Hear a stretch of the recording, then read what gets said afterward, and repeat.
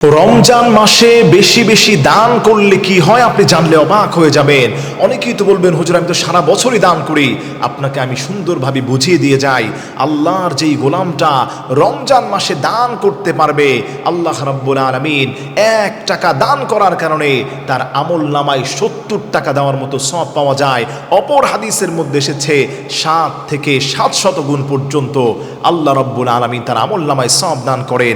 আপনি রমজানে 1000 টাকা দান করলেন, অপর মাসে 70,000 টাকা, এবং আল্লাহ রাব্বুল আলামিনের রাস্তায় দান করার কারণে যে সওয়াব পাওয়া যায় তার চাইতেও বেশি সওয়াব আপনার আমল নামায় দেওয়া হবে। সুবহানাল্লাহ পড়েন। এবং রমজান মাসে কেউ যদি কোনো ভাইকে ইফতার করায়, কোনো ভাইকে ইফতারের জন্য সে ব্যবস্থা করে, রোজাদারকে ইফতার করার কারণে আল্লাহ রাব্বুল আলামিন ওই রোজা রাখার যে সওয়াব আছে, আল্লাহ সমপরিমাণ সওয়াব যে ইফতার করায় তার আমল নামায় আল্লাহ পাক দান করেন। সুবহানাল্লাহ পড়েন।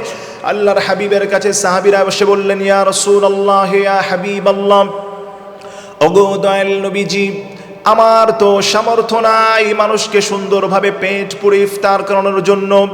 আল্লাহর হাবিব বললেন, ও সাহাবীরা, তোমরা যদি তোমাদের ঘরে একটা খেজুরও থাকে, এই খেজুর দিয়ে হলেও অপরকে ইফতার করানোর তোমরা চেষ্টা করো। আল্লাহর হাবিব সাল্লাল্লাহু আলাইহি ওয়াসাল্লামের কাছে একজন সাহাবী এসে বললেন, ইয়া রাসূলুল্লাহ, খেজুর দান করার মতো সামর্থ্য আমার নাই। আল্লাহর হাবিব বললেন, ও সাহাবী, তাহলে তুমি 1 গ্লাস দুধ পান করা ইফতার করাও। ওই সাহাবী বললেন, ইয়া রাসূলুল্লাহ, ইয়া হাবিবাল্লাহ, 1 গ্লাস দুধের সামর্থ্য আমার নাই। আল্লাহর হাবিব বললেন, ও সাহাবী, একটা কাজ করবা। ও সাহাবী, তোমার তো দুধ পান করার সামর্থ্য নাই এবং খেজুর দিয়ে ইফতার করানোর তোমার সামর্থ্য নাই, তাহলে তুমি একটা কাজ করবা, 1 গ্লাস পানি দিয়েও যদি কেউ কোনো ভাইকে ইফতার করে, আল্লাহ সেই পরিমাণ সব তার আমল নামায় দান করেন। সুবহানাল্লাহ পড়েন। আপনার সামর্থ্য নেই 1000 রকম আইটেম দিয়ে, 100 রকম আইটেম দিয়ে ইফতার করানোর মতো, আপনি একটা খেজুর দিয়ে মানুষকে ইফতার করাবেন, 1 গ্লাস দুধ দিয়ে ইফতার করাবেন।